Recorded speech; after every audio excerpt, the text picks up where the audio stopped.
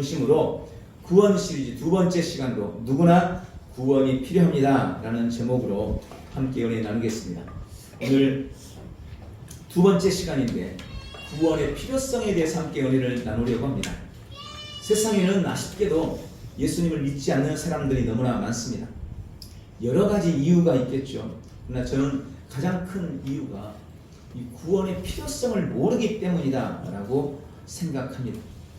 여러분, 건강을 잃어본 적이 없는 사람은 건강의 중요성 혹은 필요성에 대해서 그렇게 절박하게 느끼지를 못하죠.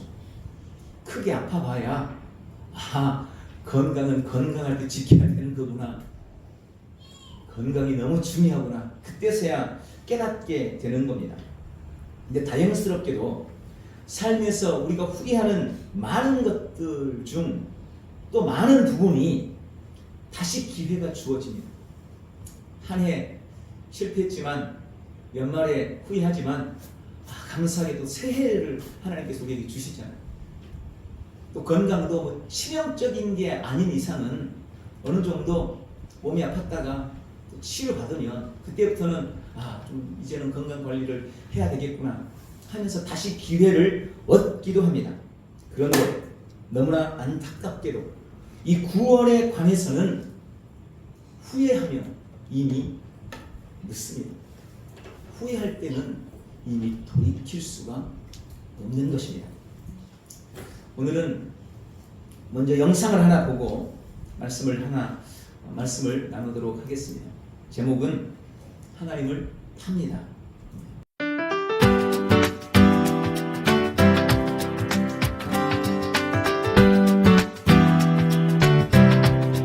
20세기 초 미국 서부의 작은 도시에서 일어난 일이라고 합니다. 어느 날 10살 정도의 남자아이가 $1를 손에 꼭 쥐고 거리에 있는 상점마다 들어가서 이렇게 물었습니다.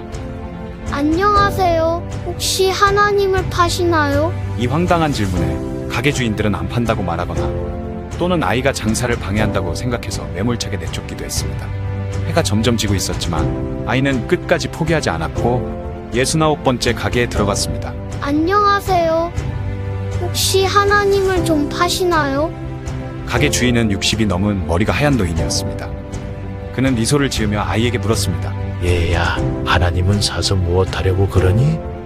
자신에게 제대로 말을 걸어주는 사람을 처음 본 아이는 감격하여 눈물을 흘렸고 자신의 사연을 노인에게 털어놨습니다. 아이의 부모는 오래전 세상을 떠났다고 했습니다. 그리고 지금은 삼촌이 돌봐주고 있는데 얼마 전 삼촌마저 건축 현장에서 떨어지는 사고를 당해 현재 혼수 상태에 빠졌다고 말했습니다. 아이는 의사에게 삼촌을 꼭 좀 살려달라고 빌었답니다. 그때 삼촌을 치료하던 의사가 아이에게 이렇게 말했다는 것입니다. 얘야, 삼촌을 구해줄 분은 하나님밖에 없단다. 하나님이 뭔지를 모르는 아이는 이 말을 듣고 그게 정말 신기하고 소중한 물건이라고 생각했습니다. 순진한 아이는 의사에게 말했습니다. 제가 하나님을 사와서 삼촌에게 먹일게요. 그러면 꼭 나을 거예요. 아이의 말을 들은 노인은 눈시울이 인해 붉어져서 아이에게 물었습니다. 돈은 얼마나 갖고 있니? $1요. 마침 잘 됐구나. 하나님은 딱 $1거든. 노인은 아이의 돈을 받아 선반에 있던 하나님의 키스라는 음료수를 건네주었습니다. 그리고 아이에게 이렇게 말했습니다. 여기 있단다, 얘야. 이 하나님을 마시면 삼촌이 금방 나을 거야. 아이는 기뻐하며 음료수를 품에 안고 손살같이 병원으로 뛰어갔습니다. 병실에 들어가자마자 아이는 자랑스럽게 소리쳤습니다. 삼촌! 제가 하나님을 사왔어요. 이제 곧 나으실 거예요. 다음 날 세계 최고 의료 전문가들이 전용기를 타고 이 작은 도시에 몰려왔습니다. 그리고 아이의 삼촌이 있는 병원으로 달려와 삼촌의 상태를 진찰했고 치료 결과 아이의 삼촌은 정말로 병이 금방 낫게 되었습니다. 그런데 삼촌은 퇴원할 때 천문학적인 병원의 청구서를 보고 깜짝 놀라 쓰러질 뻔했습니다. 하지만 병원 측은 어떤 억만장자 노인이 이미 비용을 전부 지불했다고 말했습니다. 삼촌을 진찰한 의료진도 이 노인이 고용한 사람들이었습니다.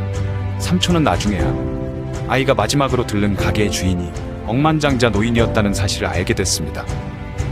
돈이 많은 이 노인은 무료할 때 가끔씩 가게에서 적적한 시간을 보내곤 했던 것입니다. 감격한 삼촌은 아이와 함께 노인의 가게로 찾아갔습니다. 하지만 노인은 이미 여행을 떠난 상태였습니다. 가게 점원은 이들에게 이번 도움을 마음에 크게 담아두지 말라는 말과 함께 노인이 쓴 편지를 전해주었습니다. 삼촌은 그 자리에서 편지를 열어봤습니다. 젊은이, 내게 고마워할 필요 없네. 사실 모든 비용은 자네의 조카가 다 낸 것이니 말일세. 자네에게 이런 기특한 조카가 있다는 것이 정말로 하나님의 축복이라는 걸 말해주고 싶네. 자네를 위해서 1달러를 쥐고 온 거리를 누비며 하나님을 찾아다녔으니 말이야. 그리고 하나님께 감사하게 자네를 살린 건 그분이니 말일세. 1달러를 들고 하나님을 살아다닌 기특한 아이. 우리 주변에는 하나님이 필요한 사람들이 너무 많습니다. 그 아이는 하나님을 1달러에 샀지만 우리는 누구나 그분을 무료로 살 수 있습니다. 오늘 이 아이처럼 하나님을 사야 할 사람들이 너무 많습니다. 당신은 그들에게 그분을 잘 팔고 있나요? 지금 당신이 만나는 누구에게나 큰 소리로 외쳐보세요. 하나님을 팝니다.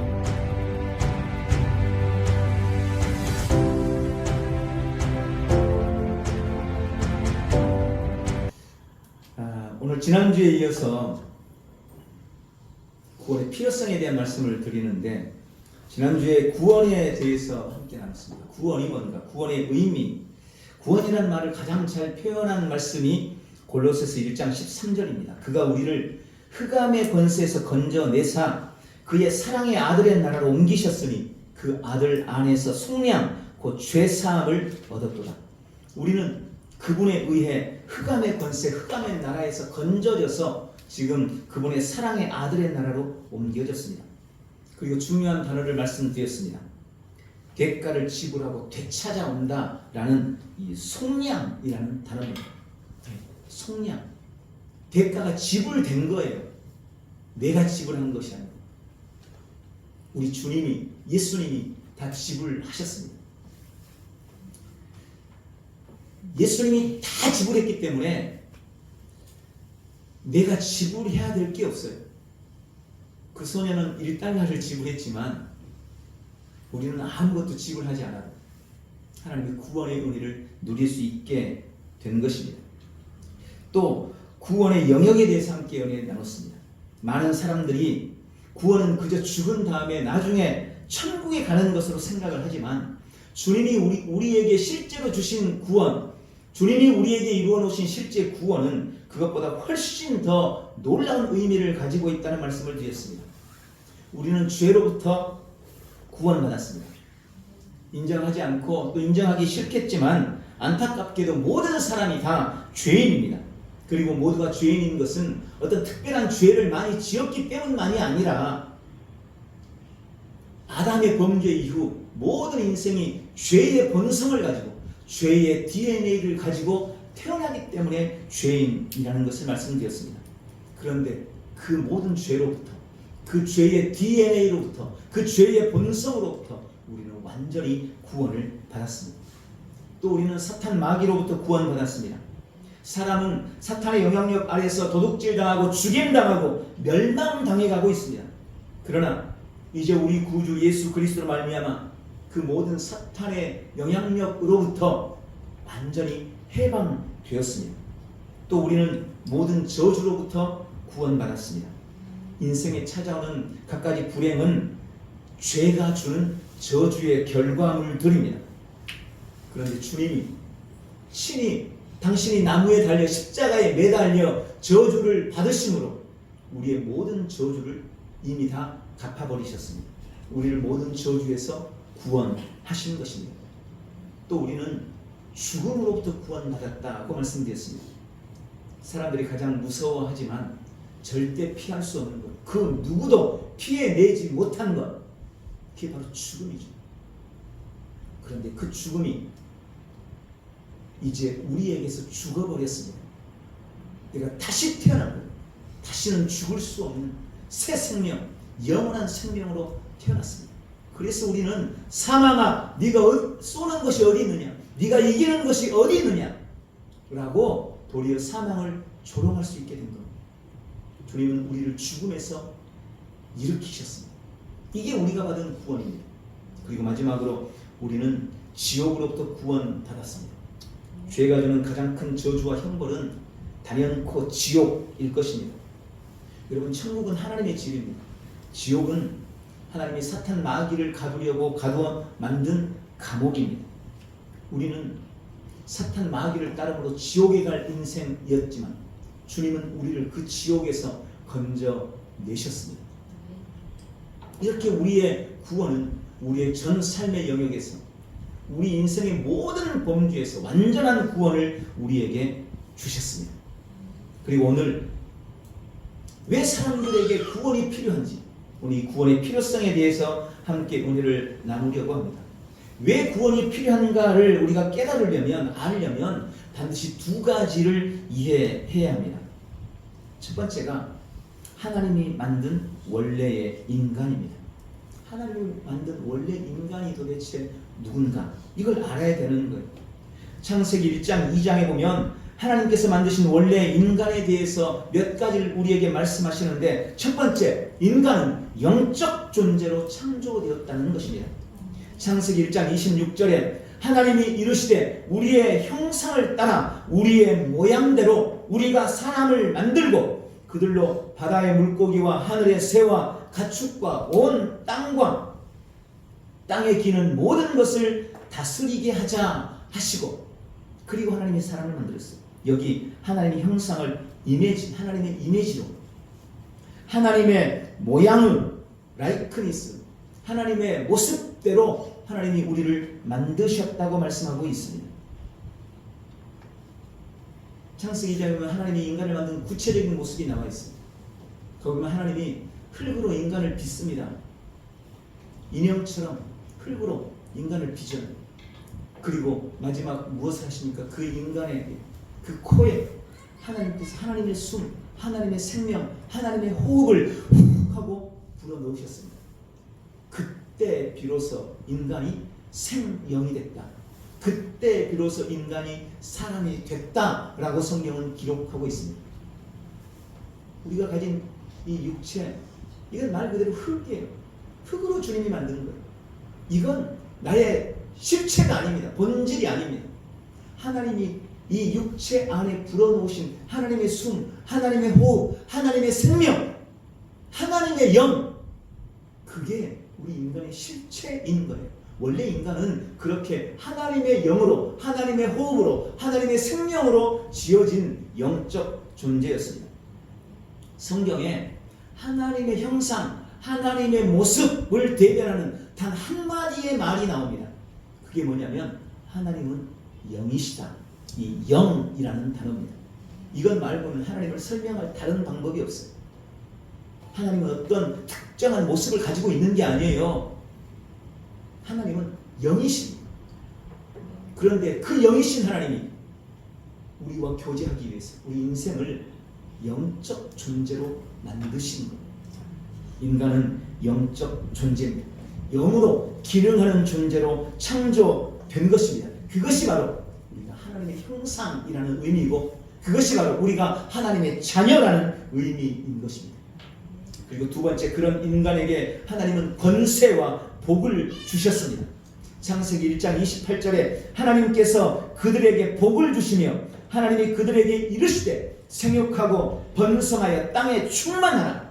땅을 정복하라. 바다의 물고기, 하늘의 새, 땅에 움직이는 모든 생물을 다스리라 하십니다. 하나님은 땅의 모든 것을 사람이 정복하고 다스리도록 만들었습니다. 인간은 원래 환경에 순응하고 환경이 지배를 받으며 자연에 순응하며 사는 존재가 아니라 그 모든 것들을 정복하고 다스리는 존재로 지어졌습니다. 그것이 하나님께서 하나님의 형상대로 만든 인간에게 주시는 권세였고 복이었습니다. 한번 상상해 보십시오. 예수님이 파도치는 바다를 향해서 소리치셨습니다. 바다야, 잠잠해져라. 바람아, 잠잠해져라. 그랬더니 놀랍게 풍랑이 멎어버렸습니다. 바람이 잠잠해져 버렸습니다. 여러분, 이것이 원래 우리가 가진 권세라는 거예요. 그래서 우리는 세상을 다스리며 정복하며 통치하며 살아가는 인생으로 지어졌다는 것입니다.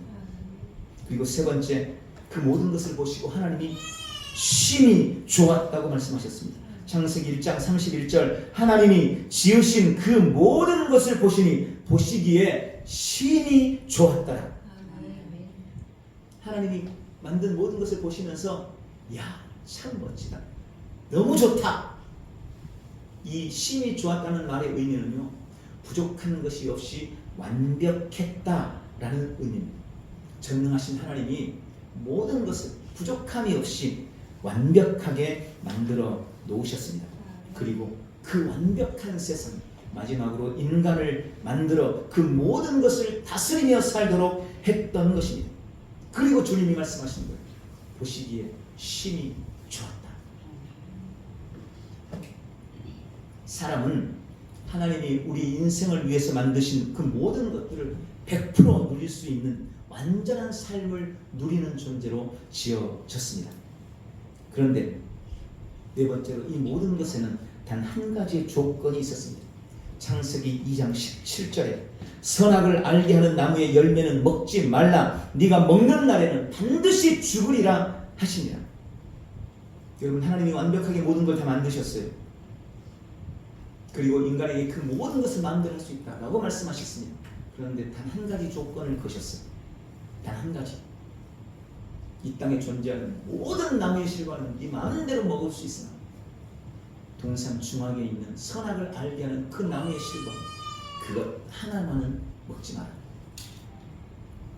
모든 것을 허용하시면서 단 한 가지를 금하셨습니다. 많은 사람들이 아담과 하와가 하나님이 만든 선악과를 먹고 타락했다는 이야기를 들으면서 아니, 애초에 하나님이 선악과를 만들지 않았으면 인간이 타락하지도 않았을 것 아니야. 왜 하나님이 선악과를 만들어가지고 인간을 타락하게 만든 거야? 결국 인간의 타락의 원인을 제공한 것은 하나님이 아닌가? 인간의 타락은 결국 하나님 때문이 아닌가라고 따집니다. 그러나 여러분, 하나님이 선악과를 만들어 우리에게 금지사항을 주시는 것은 기억하세요. 도리어 인간에게 참 자유를 주셨다는 의미입니다. 이거 잘 이해하셔야 됩니다. 만약 하나님께서 하지 말라고 금지한 것이 하나도 없었다면 그 말은 무슨 말이냐? 인간에게 다른 선택도 없었다는 것이고, 인간이 다른 선택을 할 필요가 없었다는 의미, 선택의 여지가 없었다는 의미입니다. 하나님은 인간이 스스로 선택할 수 있는 선택의 여지, 즉 진짜 자유를 주시는 것입니다. 여러분, 내가 마음대로 선택할 수 있는 것이 자유의 핵심인 거예요.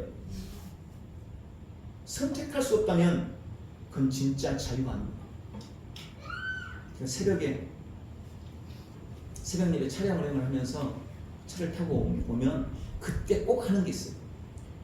북한을 위한 기도 하면서 북한에서 넘어온 사람들, 우리 성도들 기억나시죠? 며칠 전에 들은 거예요. 우리 새벽에 나오신 분들 같이 들었어요. 북한에서는요, 직업의 자유가 없어요. 직업을 내가 마음대로 선택할 수가 없어요. 물론 표면적으로는 선택할 수 있다고 말하지만 실제로는 선택할 수가 없다는 겁니다. 그냥 정해진 대로 해야 되는 거예요. 내가 선택할 수 없는 것, 내가 선택할 수 있는 것, 여러분, 이게 자유를 주느냐, 자유를 가졌느냐, 그렇지 못하느냐를 가늠하는 거예요. 내가 선택할 수 없다면 그건 진짜 자유가 아닌 것입니다. 선악과는 도리어 자유의 상징이었습니다. 선악과가 하나님이 우리에게 주신 모든 은혜와 복을 누릴 수 있는 진짜 열쇠였던 것입니다. 선악과에 무슨 독이 있어서 사람이 그걸 먹고 죽은 게 아닙니다. 하나님이 선악과를 통해서 우리 인생에게 말씀하십니다. 아담아, 너는 내가 나의 형상대로 만든 나의 사랑하는 자녀야. 이 모든 세상은 너를 위해 내가 준비한 거야.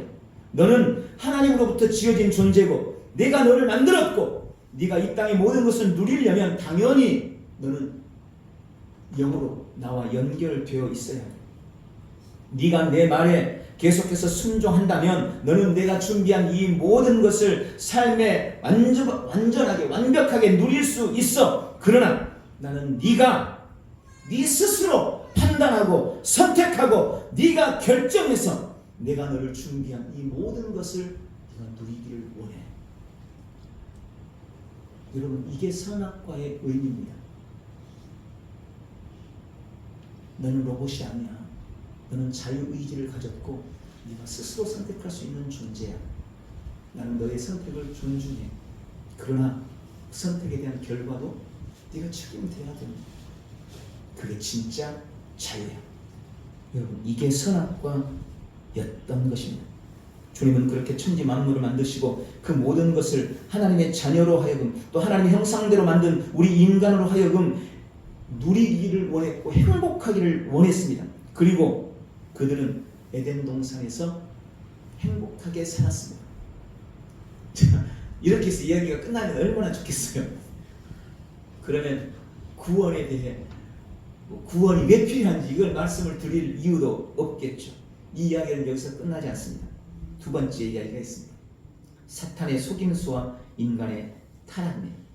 그렇게 완벽하게 지어진 인간 시기하는 존재가 있었습니다. 그것은 인간보다 먼저 하나님이 만들었던 피조물 중 타락한 천사였습니다.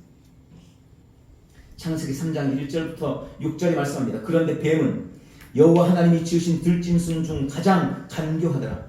뱀이 여자에게 물어 이르되 하나님이 참으로 너희들에게 동산 모든 나무의 열매를 먹지 말라 하시더냐. 여자가 뱀에게 말하되 동산 나무의 열매를 우리가 먹을 수 있으나 동산 중앙에 있는 나무 열매는 하나님의 말씀에 너희는 먹지도 말고 만지지도 말라 너희가 죽을까 하노라 하셨느니라. 뱀이 여자에게 이르되 너희가 결코 죽지 아니하리라. 너희가 그것을 먹는 날에는 너희 눈이 밝아져 하나님과 같이 되어 선악을 알 줄 하나님이 아심이니라. 여자가 그 나무를 본즉 먹음직도 하고 보암직도 하고 지혜롭게 할 만큼 탐스럽기도 한 나무인지라. 여자가 그 열매를 따먹고 자기와 함께한 남자에게도 주매 그도 먹은지라. 여러분, 뱀은 간교하게 하나님의 말씀을 직접 받지 않은 여자를 찾아왔습니다. 하와를 찾아와서 그에게 이 하와가 하나님의 말씀을 얼마나 정확하게 알고 있는지를 슬쩍 떠봅니다. 뭐라고 떠봅니까? 하나님이 모든 거 먹어도 돼. 한 가지만 못 먹어. 이렇게 말했는데 뱀이 그렇게 물어보고 하나님이 진짜 에덴 동산에 있는 이 모든 나무의 실과를 먹지 말라고 하셨어? 이렇게.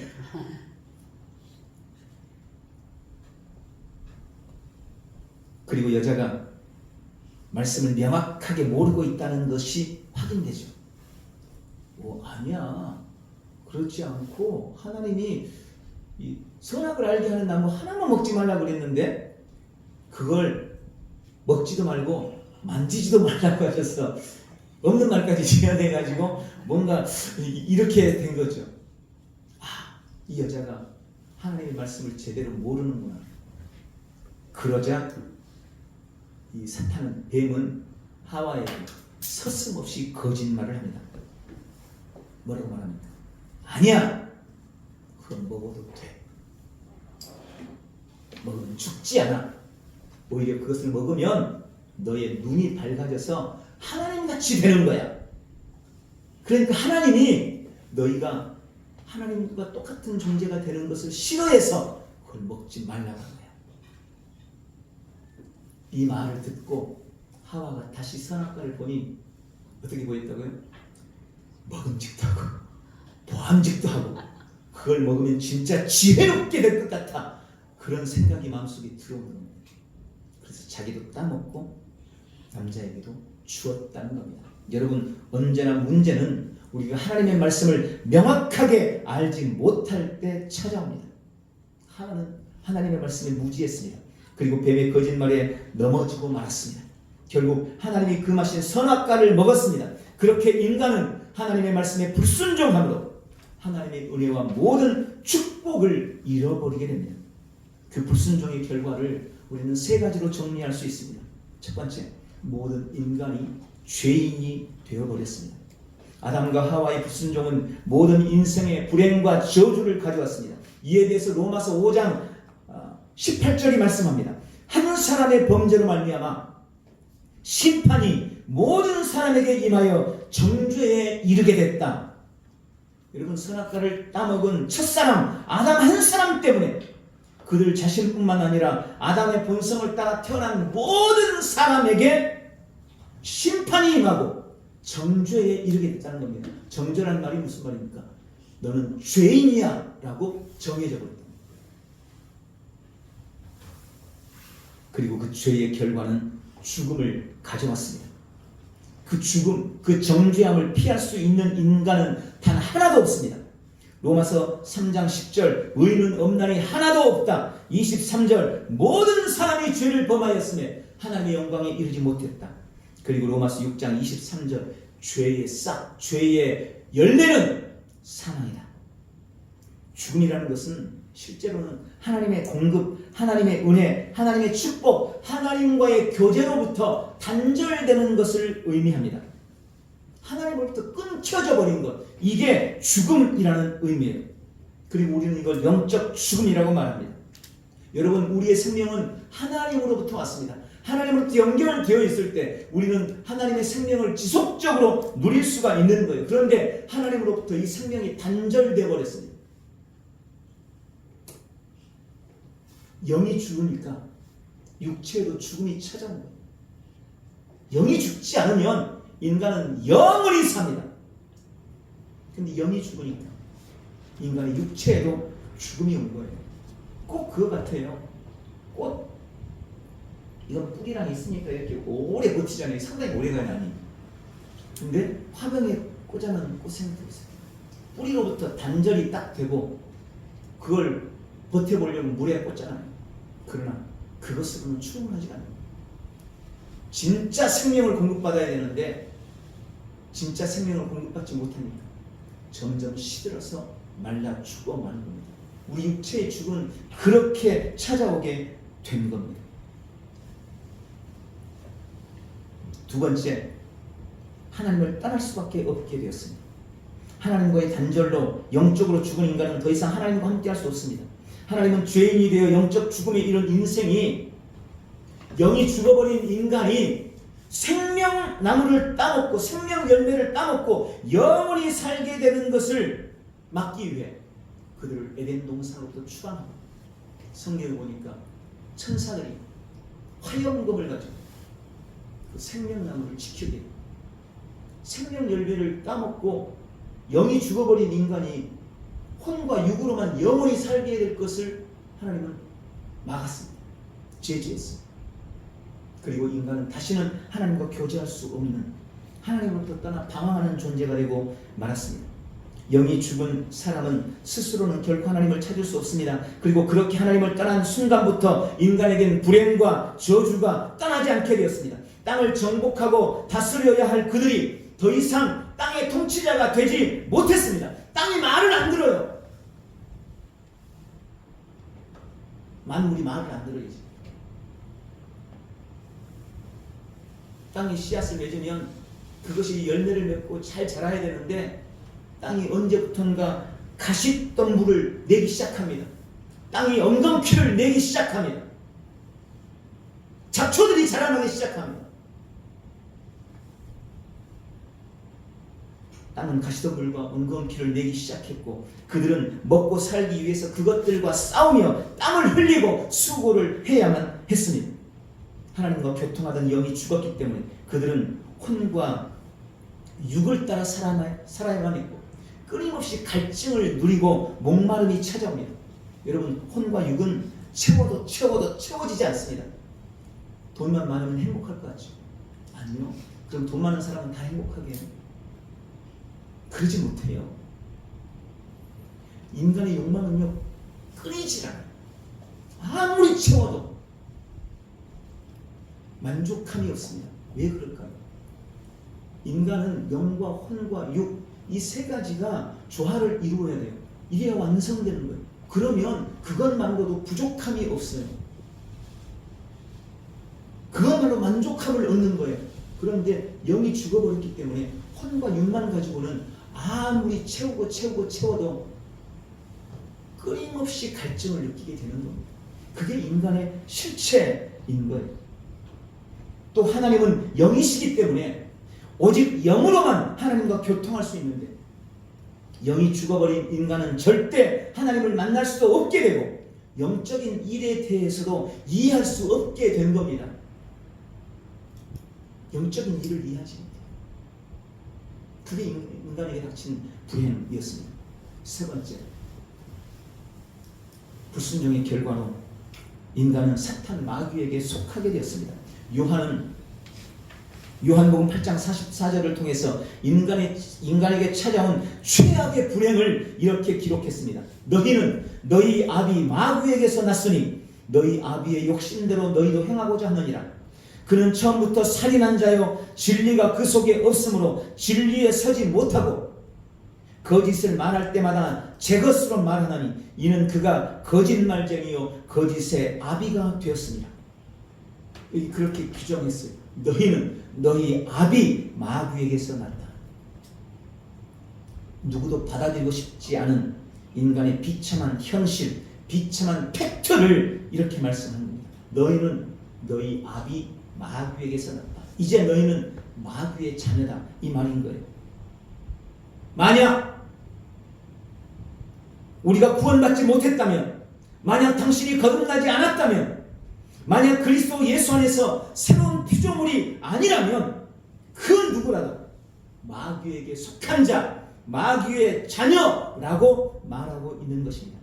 그리고 마귀에게 속한 사람은 하나님께서 사탄 마귀를 가두기 위해서 만든 곳, 마귀가 가야 할 곳, 지옥에 갈 수밖에 없는 것입니다. 많은 사람들이 지옥에 대한 이야기를 하면 이 지옥에 대한 지독한 거부감을 가지고 있죠. 난 그런 거 안 믿어요. 이랬다가도 그럼 지옥 가서 이러면 사람이 이러면서 화를 내죠. 안 믿는데 뭐 지옥 가라 한다고 그렇게 화낼 일이에요. 그리고 사람들은 말합니다. 아니 어떻게 좋으신 하나님이 그렇게 어마무시한 고통이 있는 지옥을 만들어서 예수 안 믿으면 지옥에 보낸다고 하니 그게 말이 되는 소리예요. 그게 하나님, 선하신 하나님이 어떻게 그럴 수가 있느냐? 그런 하나님이 선하다고 말할 수 있느냐고 그렇게 말합니다. 그러나 여러분 오해하지 마십시오. 원래 지옥은 사람을 보내기 위해서 만든 곳이 아니에요. 마태복음 25장 41절에 분명히 말씀합니다. 그때의 왕이 왼편에 있는 자들에게 말하기를 너희 저주받은 자들아 내게서 떠나 마귀와 그의 천사들을 위하여 준비한 영원한 불 속으로 들어가라. 여기 그렇게 말씀하세요.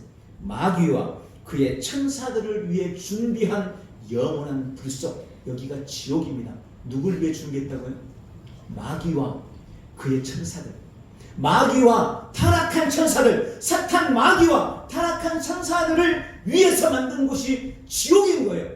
하나님이 인간을 보내려고 만든 곳이 아니에요. 그런데 예수님을 안 믿는 사람들이 마귀에게 속해버렸기 때문에, 마귀의 자녀가 되어버렸기 때문에 자기 아버지가 가는 곳, 마귀가 가야 할 곳, 그 지옥에 갈 수밖에 없게 된 것입니다. 여러분, 이것이 모든 사람에게 구원이 필요한 이유입니다. 이것이 우리가 복음을 부지런히 전해야 될 이유입니다. 이것이 우리가 예수님을, 하나님을 열심히 팔아야 할 이유인 것입니다. 미국의 엄청나게 큰 햄 공장에 대한 이야기를 한번 드렸죠. 엄청나게 거대한 햄 공장이 있답니다. 그리고 그 햄 공장 옆에는 엄청나게 큰 돼지 축사가 함께 연결되어 있어요. 어느 날 인부들이 이 돼지 축사에 들어가서 큰 돼지들을 골라 몰아서 축사 끝에 있는 거대한 컨베어 벨트 위에 데리고 올라갑니다. 거기에 컨베어 벨트가 설치되어 있는, 인천공항 가면 컨베어 벨트가 길게 설치되어 있잖아요. 흔히 말하는 뭐죠? 에스컬레이터는 이렇게 올라가는 거 뭐라 그러죠? 하여튼 거기에 있어요. 평평하게 돼지들을 데리고 컨베어 벨트 위에 다 몰아넣는 거예요. 큰 넓은 컨베어 벨트. 그리고 스위치를 작동하면 컨베어 벨트가 서서히 움직입니다. 문이 열리고 축사를 빠져나가는 거죠. 그리고 옆에 있는 공장으로 서서히 들어갑니다. 돼지들은 컨베어 벨트가 움직이네. 나 가만히 있는데 내가 가고 있어. 이러면서 그 위에서 히히랑랑 거리고 있습니다. 그런데 컨베어 벨트 끝으로 간 돼지 한 마리가 갑자기 툭 떨어집니다. 그리고 그 돼지는 그 밑에 다음 공정으로 넘어가는 거예요. 죽여서 씻기고 달리고 이렇게 해서 쭉 공장에 연결된 마지막 코스는 뭐겠어요? 햄이 돼서 나오는, 통조림이 돼서 나오는. 돼지들은 컨베이어 벨트에 있으면서 지금 저쪽에서 무슨 일이 일어나고 있는지를 몰라요. 컨베이어 벨트 위에 올라가 있는 한 결국 돼지들의 운명은 햄이 되는 것입니다. 안타깝게 모든 인생이 그런 운명에 처해 있습니다. 지옥으로 가는 컨베이어 벨트를 타고 있는 신생, 그게 모든 인생의 운명입니다. 빨리 그 컨베이어 벨트에서 벗어나야 됩니다. 이것이 누구나 구원이 필요한 이유입니다. 모든 사람에게 구원이 필요한 이유입니다. 그러나 하나님께 감사드립니다.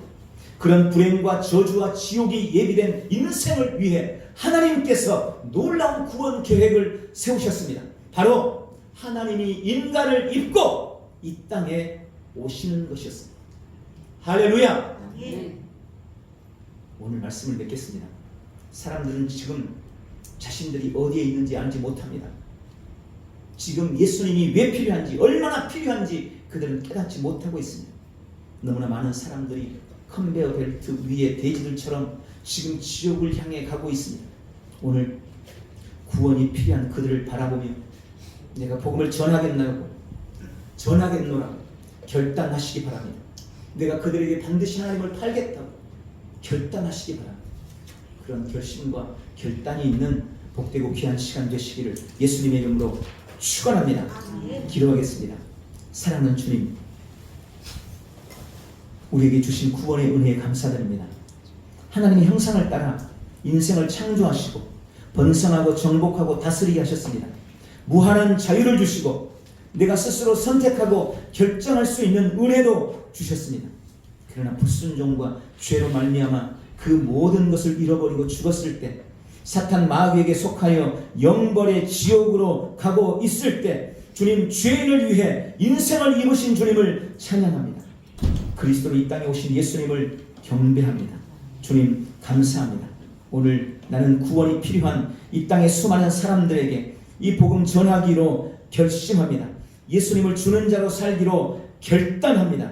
우리의 결단과 결심에 성령님 인을 쳐 주시옵시고 우리를 통해서 영혼이 건진받는 놀라운 은혜가 있도록 축복하여 주옵소서. 지금 복음이 필요한 많은 사람들을 외면하지 않도록 은혜를 더해 주시옵소서. 예수님의 이름으로 기도하옵나이다. 아멘. 우리 다 같이